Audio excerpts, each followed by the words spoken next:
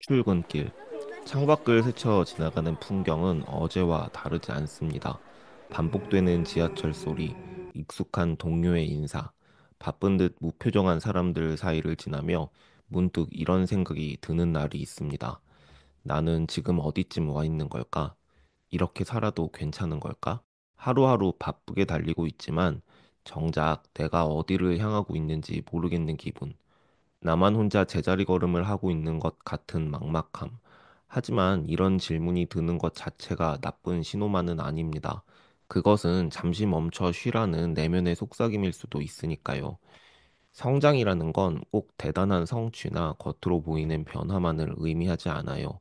누구의 인정을 받지 않아도, 직급이 오르지 않아도, 단지 어제보다 오늘의 내가 조금 더 단단해졌다는 감각. 흔들리던 마음이 어느 한순간 중심을 잡는 느낌.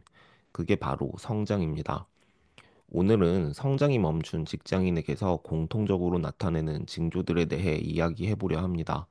그리고 이 멈춤의 시간을 어떻게 나를 위한 전환점으로 바꿀 수 있을지도 함께 나눠보겠습니다. 우리는 종종 성장이라는 단어를 너무 무겁게 여깁니다. 성과가 없으면 성장도 없다고 생각하죠. 하지만 진짜 성장의 멈춤은 질문이 사라진 상태에서 시작됩니다. 왜 이 일을 하고 있지? 내가 지금 가고 있는 방향이 맞을까? 어제보다 오늘 조금은 나아졌을까? 이런 질문이 줄어들고 하루하루를 그냥 버틴다는 생각으로 채워가기 시작하면 성장은 멈춘 것이 아니라 잠들어 버린 것일지도 모릅니다. 질문이 멈추면 생각도 멈추고 생각이 멈추면 행동은 습관처럼 반복됩니다. 익숙한 루틴은 편안하지만 그 안에는 나를 자극하는 요소가 없습니다. 새로운 시도, 불편한 도전, 낯선 피드백 같은 것들이 없기 때문이죠. 그리고 그 정체의 기척은 다음과 같은 5가지 징조로 모습을 드러냅니다. 첫 번째, 성과보다 시간으로 일의 가치를 판단하게 됩니다. 오늘 진짜 열심히 일했는데 왜 이렇게 공허하지? 그렇게 바빴는데 대체 뭘 했는지 모르겠어. 일을 마치고 난 후에 피로감은 가득한데 정작 내가 한 일이 무엇인지 어떤 의미가 있었는지 기억나지 않는다면 그것은 시간을 채우는 노동에 머물고 있다는 신호일 수 있습니다.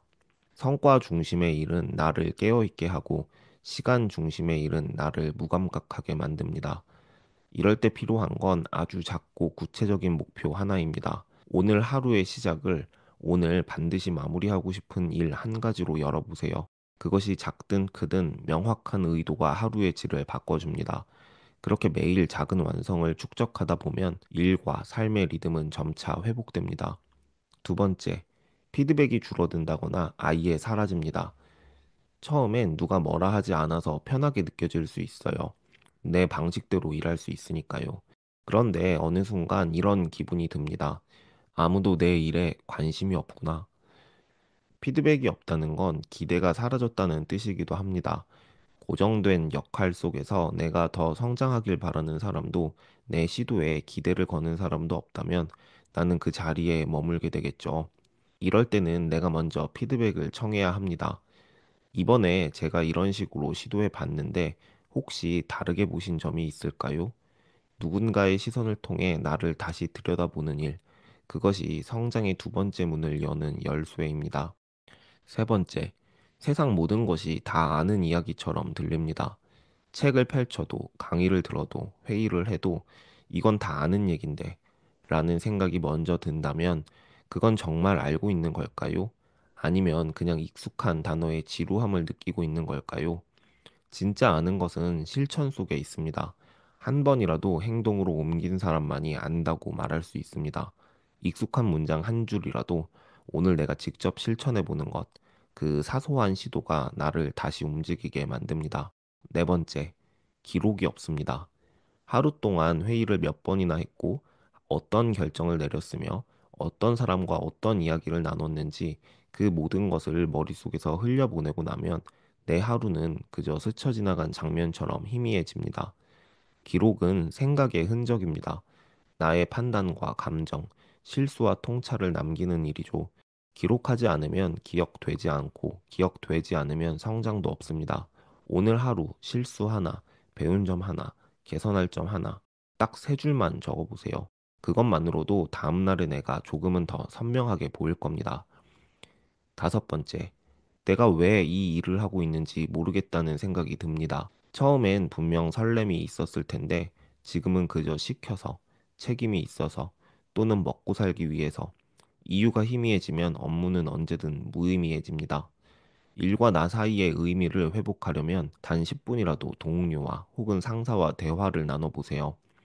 지금 내가 맡고 있는 이 일, 어떤 가치와 연결되어 있을까요? 그 질문 하나가 다시 목적을 되살리는 출발점이 됩니다. 혹시 지금까지의 징조 중 하나라도 마음에 걸렸다면 지금이 바로 새로운 출발점일 수 있습니다. 성장이 멈춘 시기는 멈춘 게 아니라 방향을 바꾸라는 신호일 수 있습니다. 우리가 인생을 운전하는 운전자라면 지금은 내비게이션을 다시 켜고 새로운 경로를 탐색해야 할 때입니다. 오늘 이야기한 것 중 딱 하나만 실천해 보세요. 출근 전에 오늘의 핵심 목표 한 줄 적기, 누군가에게 작은 피드백 요청하기, 하루를 마무리하며 세 줄 기록 남기기. 이 작은 실천이 쌓이면 1년 후 나의 모습은 지금과는 확실히 다를 겁니다. 그리고 만약 혼자서 해내기 어렵다면 기록하고 회고하는 습관을 만들고 싶다면 리드 필사 클럽에서 함께 해보셔도 좋습니다. 매일 한 줄씩 나의 생각을 기록하고 한 달 단위로 나를 돌아보며 성장의 궤적을 함께 나누는 사람들이 모여 있습니다. 필사 클럽에서는 리드 노트와 함께 실천하시는 분들이 많습니다. 이 노트는 만년필 전용, 연필 전용, 젤펜 전용으로 제작되었고 종이 품질이 우수해 많은 분들이 만족감을 표현해 주셨습니다. 실제로 써본 분들이 쓰기 위해 하루를 정돈하게 된다고 말할 정도로 좋은 종이 질감과 촉감이 필사의 즐거움을 배가시켜 줍니다. 기록할 때의 촉감과 잉크 번짐 없는 깔끔한 필사 경험을 원하신다면 한번 사용해 보시는 걸 추천드립니다.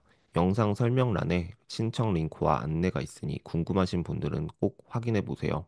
오늘 영상이 마음에 와 닿았다면 좋아요와 구독 그리고 여러분만의 경험이나 고민을 댓글로 나누어 주세요. 그 이야기가 다음 영상의 영감이 될지도 모릅니다. 시청해 주셔서 감사합니다. 당신의 성장을 오늘도 응원하겠습니다.